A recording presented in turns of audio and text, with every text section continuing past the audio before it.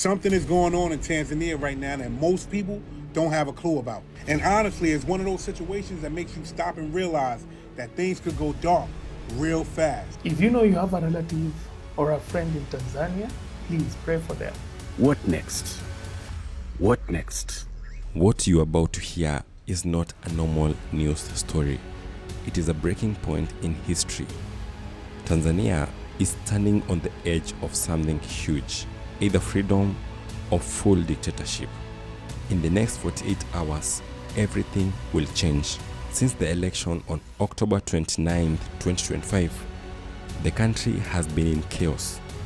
Protests, shootings, blackouts, secret barriers, fear, but also courage, resistance, and unity. The government wants the world to believe that everything is normal, but nothing is normal. Kuanzia leo maisha ya wananchi yanarejea mara moja.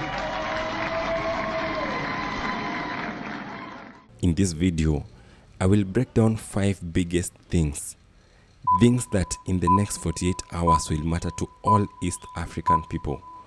Things that you need to understand fully, deeply, and without sugarcoating.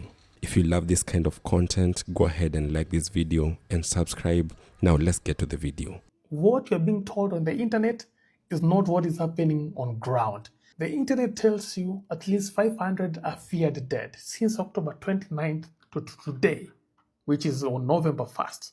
However, the photos and videos I'm receiving, they indicate something totally different. The person sending me these photos tells me that at least 2,000 people are already dead. The Tanzanian government has maintained that nobody has died since protests began. But this is a lie. Opposition activists, medics, and even police insiders say that over 2,000 people have been killed. Many of them young protesters shot in the streets, others dragged from their homes at night. Why doesn't the world know this? Because Samia's government shut down the internet, electricity, and phone networks nationwide. No live streams, no videos, no witnesses.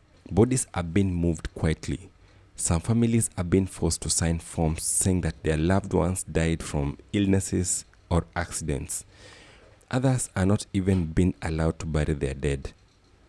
Multiple reports say that bodies have been dumped into mass graves in Dar es Salaam, Mbeya, Mwanza, and Arusha. Activists say that they have GPS pins and video evidence, but they cannot upload anything.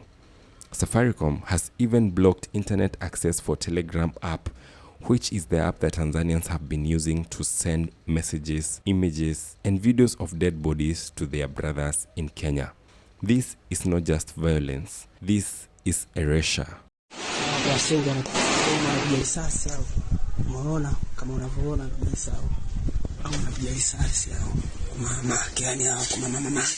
Eyewitnesses and whistleblowers say armed foreign soldiers, believed to be Ugandan, were flown into Tanzania through Zambia days before even the election started. These soldiers are not wearing Tanzanian uniforms. They are wearing black combat gear with skull badges, just like the ones seen during the 2024 Gen Z protests in Kenya, where dozens of young people were killed. The allegation is that Samia hired foreign fighters to do what Tanzanian police refused to do, shoot Tanzanians without hesitation. And now, reports say that some mercenaries are fleeing the country to avoid being exposed. The question no one is answering is who paid them? Who cleared them through immigration? Meanwhile, Tanzanian government is on full-on gaslighting mode, speaking of how there are civilians from other countries who have entered Tanzania to carry on the protests. Mimi Samia Suluhu Hassan naapa kwamba nitakuwa mwaminifu kwa Jamhuri ya Muungano wa Tanzania na kuitumikia kwa moyo wangu wote, na kwamba nitaihifadhi, nitailinda na kuitetea Katiba ya Jamhuri ya Muungano wa Tanzania kwa mujibu wa sheria iliyowekwa. Ewe Mwenyezi Mungu nisaidie. Instead of public inauguration, Samia Suluhu will take the oath of office inside military base, guarded by soldiers and not a citizen present.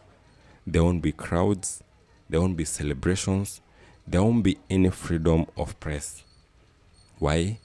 Because the streets outside are not filled with joy, they are filled with blood. There's this cartoon that went viral showing Samia standing on a heap of dead bodies. And the picture is not a joke, it is a symbol of what is happening right now. A leader who is loved by people is celebrated in stadiums, but a leader who is feared by the people is sworn in under guns. Au kama ulikuwa unafikiria udiwani Novemba, sahau. Kwa sababu tunaenda kukinukisha vibaya sana.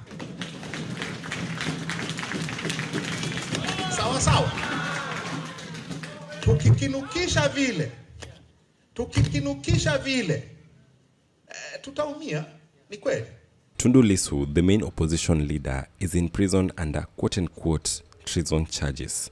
This came just from him demanding free and fair elections. Samia tried to send envoys to ask him to negotiate. His reply was simple: I cannot negotiate with a dictator. I will not betray the people dying in the streets. Your fight is not with Chadema anymore. It is with Tanzanians. And while people are being killed, the government is busy running a PR campaign, calling Samia a humble, calm, mother-like leader who cares about peace. But Tanzania is not peaceful, and the world is not blind.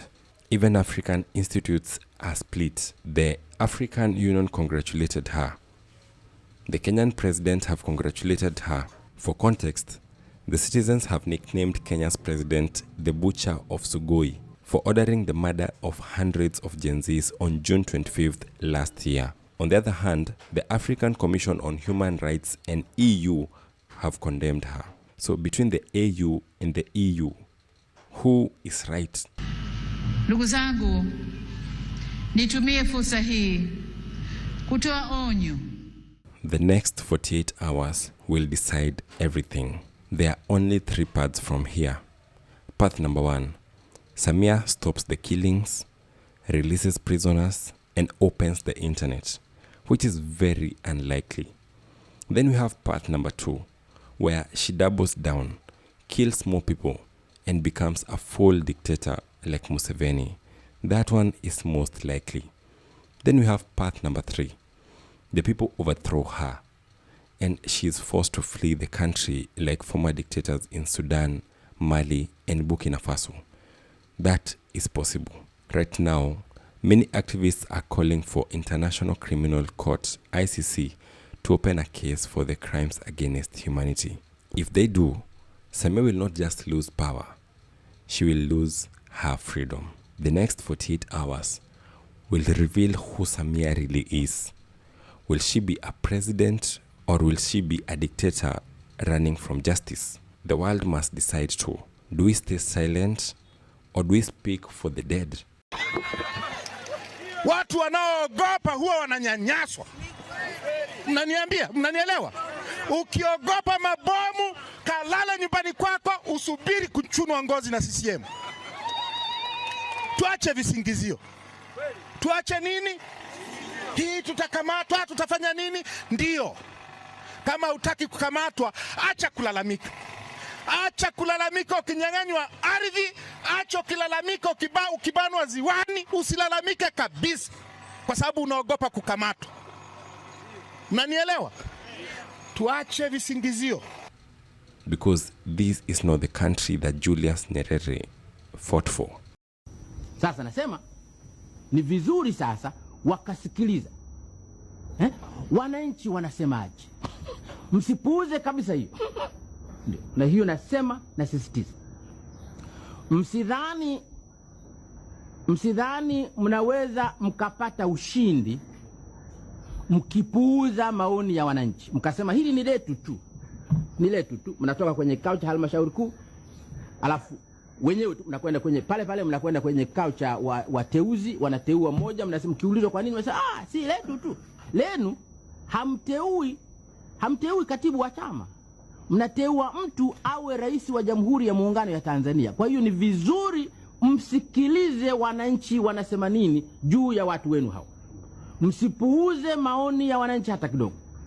Chama kitakachopuuza maoni ya wananchi kinaweza kikalia kilio, asipatikane mtu wa kusaidia kupanguza machozi. Na ninachowaambia CCM na waambie vile vile na vyama vingine vile vile, lazima msikilize wananchi wanasema nini, kwa sababu kama wote ni sawa na wananchi wanampenda mmoja katika hao kuliko wengine, basi huyo ndiye anayefaa. Just 2 days ago, I told you that more than 700 people had been killed in Tanzania. That number is well over 1,000 people now. Well over 1,000. Now, you will hear the government and other sources saying that that number is only XYZ. Every time you hear that, tell them that one life lost to extrajudicial killing is one life too many. But that number is well over 1,000. There is already evidence that is circulating all over. Nobody should say that it is AI generated. There are people who are already clear that they have lost their loved ones. That number of those who have been slaughtered in Tanzania is well over 1,000 over a period of 5 days. Yes, 5 days. Who are committing these killings? There are 3 possible perpetrators: the Tanzanian police, the Tanzanian army, and foreign mercenaries. It is possible that those 3 are involved in these atrocities to varying degrees. The reason dictators, murderous dictators, like using mercenaries is because then there's minimal accountability, extremely minimal accountability. What next? What next? We are demanding for the South African Development Community, SADC, of which Tanzania is a member of, to convene an extraordinary assembly immediately with the sole agenda of commissioning peacekeeping troops into Tanzania, because the government of Tanzania is at war with the people of Tanzania. And when there's a war, peacekeeping forces serve as a deterrent. So we are demanding for SADC to immediately convene an extraordinary assembly.